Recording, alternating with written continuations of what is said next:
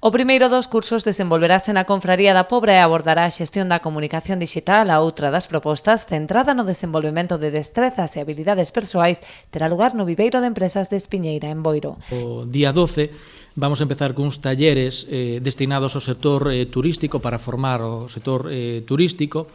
Se non se cubren todas as plazas co sector turístico, vamos a abrir a todas as persoas interesadas.